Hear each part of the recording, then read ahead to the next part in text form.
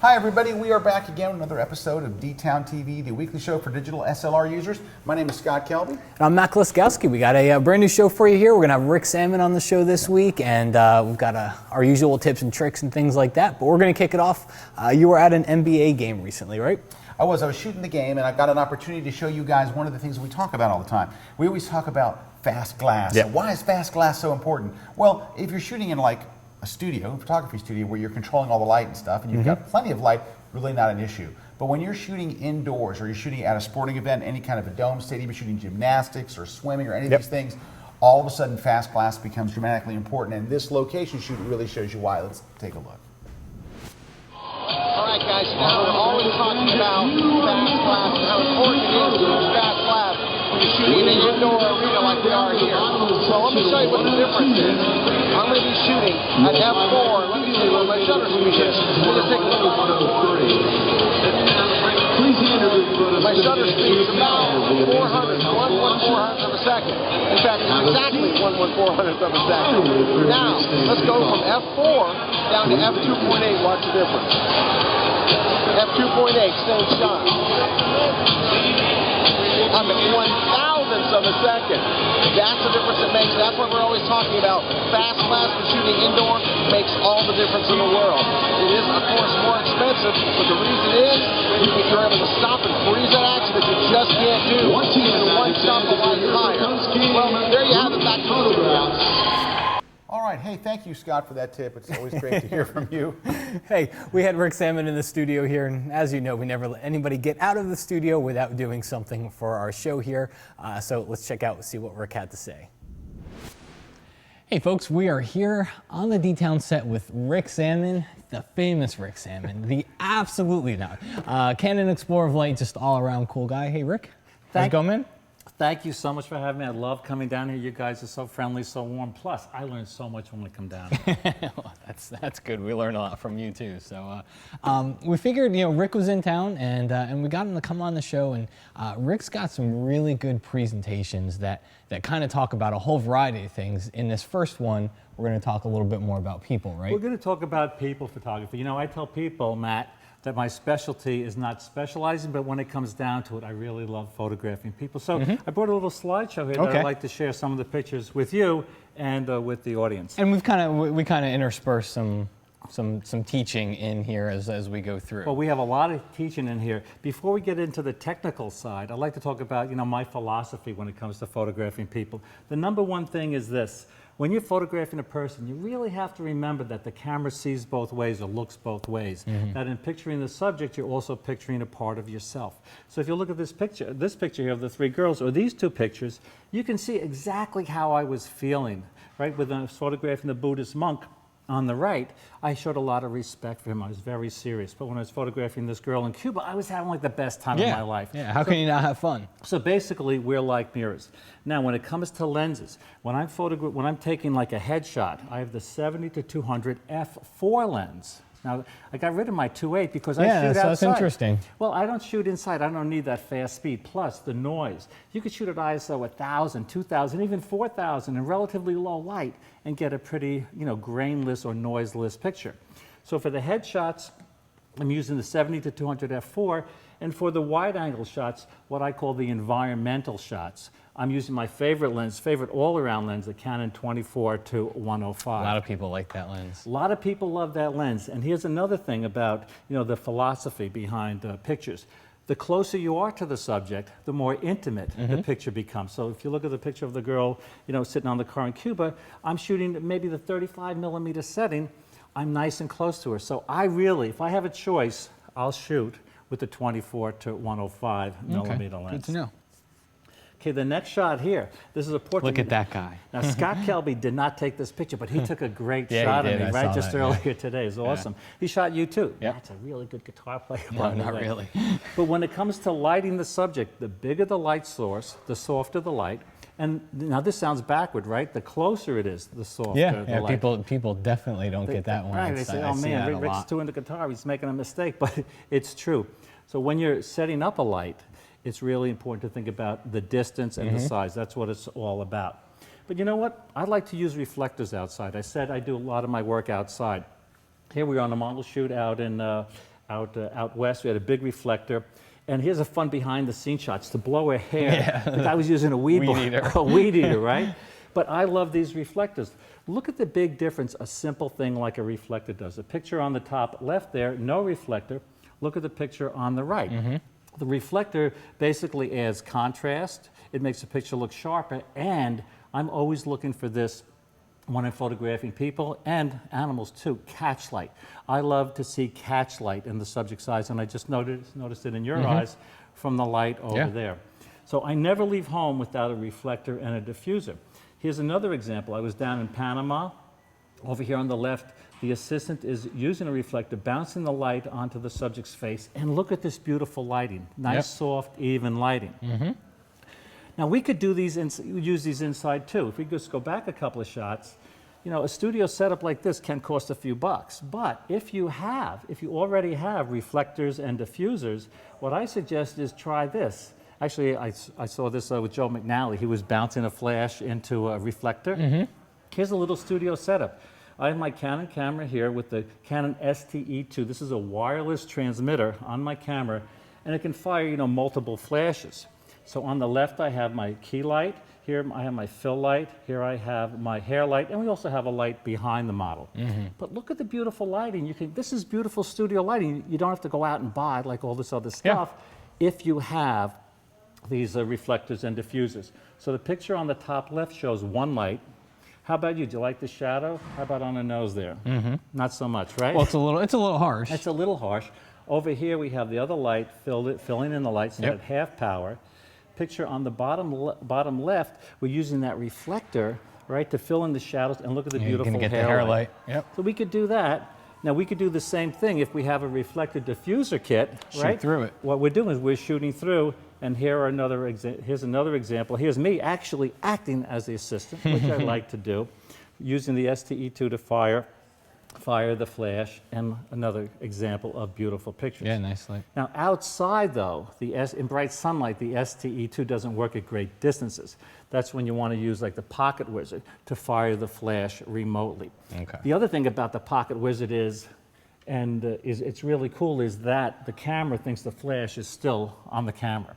So you can take all the total advantage of ETTL and all the daylight fill and flash stuff. Just another example of a great shot. All right. Hey, Rick, where can everybody find out a little bit more about you? ricksalmon.com, and I also have a lot of great lessons here on Kelby Training, right? Definitely. A lot of photography lessons and Photoshop too. Definitely cool. Rick, thanks for having us on your show. That's pretty good. Thanks, Matt. You're the man. But I'm pretty sure you'll be back. Mr. Lightroom, by the way. Mr. All right, folks. What, Mr. What? And I was going to say great dad too, Oh, because thanks, I know thanks. that. Well, I try. Anyway, we'll see you again soon, everybody. Hey, we're going to take a short break. When we come back, we've got Matt with 5 tips for using reflectors. We've got a very cool accessory and a lot more, so stick around. We'll be right back.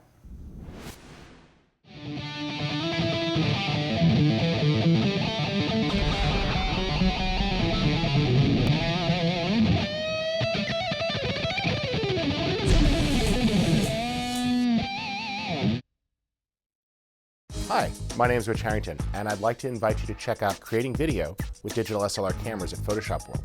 Now, the cool thing about this class is it's all hands-on. We're going to divide into small production teams, and we have a real-world project to work on.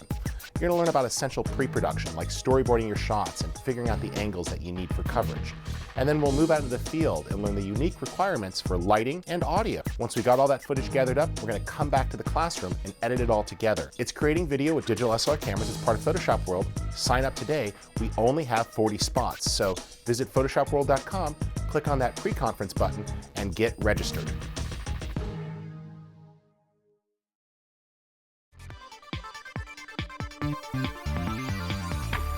Hey, we are back. Matt has got a tip for us, right? You got 5 tips for us from the location. I do. I went out in the field and I recorded 5 tips for using a reflector when you're outdoors. Let's go check it out. All right, everybody, so we're going to take a look at 5 tips for using a reflector outdoors. And I've got Nicole positioned right here, kind of on the edge of the shade. And that's kind of the preferable place. If you can do it when you're shooting outdoors, you don't want to go too deep into the shade. You get a lot of trees, you get a lot of greenery around you. It really starts to mess around with your color balance. So if you can position your subject on the edge of the shade, and then you can use a reflector, and it's a lot easier to get some fill light in there. So the first tip is try to get the reflector up high. It's kind of a pain, you know, as you're holding the reflector up higher in the air. It's kind of a pain to keep it up there. But what we're doing here is we're kind of using it as a light source, and your light sources are typically, they're coming down on people, okay, versus kind of getting it under the person and kicking the light back up into their face. Sometimes you have no option but to put it underneath. That's the way the light's going to reflect. It's fine. But if you can, try to get the reflector up higher. Now, your next tip is what side of the reflector to use, okay? Because most reflectors are going to have a gold side, and then they're going to have a silver side. So which side should you use? Well, most of the time when you're outdoors, you're going to want to use the gold side, okay? We use the silver side more in the studio. Outdoors, use the gold side. The only time you might want to consider not using it if you're shooting somebody that's really tan, a very dark complexion person, then you might want to consider using the silver side, because that gold side is going to kind of give a little bit of an orange look to their face. All right, third tip, the shape of the reflector. So what you can see here is that as I step back and as I start to move this light toward Nicole's face, it's just this big light source because it's essentially the size of the reflector, all right? A lot of times you can curl these things and you can really start to mold and shape the light that's going at your subject. So if I really just want to try and make sure I kick a little bit of light in her face, but I don't want to light the whole upper part of her body, as you start to mold and as you start to curl and shape this, you can really feather the light in there and you can get a lot more control over where the light's going to go. Now our fourth tip is kind of a different use for the reflector. All right, a lot of times we're filling in shadows and we're using it as fill for the face, but you can also use it kind of as a kicker light. Okay, so she's right on the edge of the shade here. So there's a little bit of sun, there's a little bit of shade. What you can do is you can kind of take a step back and you're gonna take a step behind and you're just gonna try to just get a little bit of edge light right on the hair and right on the clothing. Okay, and as you can see, you'll actually see that it almost starts to define your subject a little bit more. Now she's wearing something that's really light colored. If she were wearing more of a darker colored shirt, you'd even see a little bit of an outline on the shirt there. And your last tip, all right, I'm going to ask Nicole to step out here into the open sun. And what we're going to do is use the reflector in a different way. So instead of using it to reflect light back in Nicole's face, which is mostly what we use a reflector for, sometimes you just got no choice. You're out in the sunlight. There's nothing you can do. There's really nowhere else that you can go. So instead of getting that very harsh sunlight shot, you can use the reflector. You can have somebody hold it right over Nicole, just like that. And what we're looking for is we want to get the sun off of her face, but we still want to try to just keep it positioned so we can see just a little bit of that light on her hair. Okay, and again, that just gives you some nice separation. And what you're doing is you're really trying to just keep that harsh sunlight off of Nicole or whoever your subject is. Keep that harsh sunlight and all those harsh shadows off of their face. Well, folks, there's 5 tips for you for using a reflector in the field. Hope you enjoyed. We'll see you again soon. Hey guys, I want to tell you about an accessory I absolutely love, and it's one of those accessories that you wind up getting because it fixes a big problem that you've had. So I shoot a lot of sports, and sometimes, and normally what I'll do is my 70-200 is my backup. I know my backup, it's my second body. So it hangs off the side here with I use a rapid strap across here, so I can just pick it up and shoot. Well, in every single football game I've shot, at some particular point, I pull this up, and the lens hood is gone, and all that comes up is this. I cannot tell you how many times. Somebody taps you on the shoulder. This has happened. Somebody taps me on the shoulder, security guard, state policeman, a cameraman, goes, is this yours? And it's laying on the floor. For whatever reason, I lose this thing all the time. And so Brad Moore, our technical director for the show, says, you've got to get one of these babies. Now, photographers are always asking me about this. This is why I wanted to share it with you guys. So this is actually made by Mamiya, and it's about $36. It is a rubber lens hood that screws right onto the end of your camera. Now, it screws onto 77mm size. And instead of just snapping on like these, it screws on like a filter would screw on. It goes right in here. And this baby has never, ever come off. But besides that, because it's rubber, there's a couple of advantages. Number one, you can knock it into all kinds of stuff and it just doesn't matter. It'll even move something that is as tightly attached He's like to knock it as off the this thing desk. is. All right, but seriously, you can bang it into stuff. It's just rubber. And when you put it in your camera case, you just pop it down. So it's the best easier part. than taking it off and flapping around. It really, when you have this, you will absolutely love it. And everybody I see when we're on the sidelines and stuff, they're like, hey, I want one of those. Where do you get it? It's from Mamiya. You can find them at B&H for about $36. I absolutely love it. You got one, then I got one because Yep. I loved it too. It's a love thing. Hey, at the end of the show, you know we like to talk about a photographer that we like. You got one this week? Dave Black. Speaking of sports photography, this is a perfect time because Dave is an incredible sports photographer.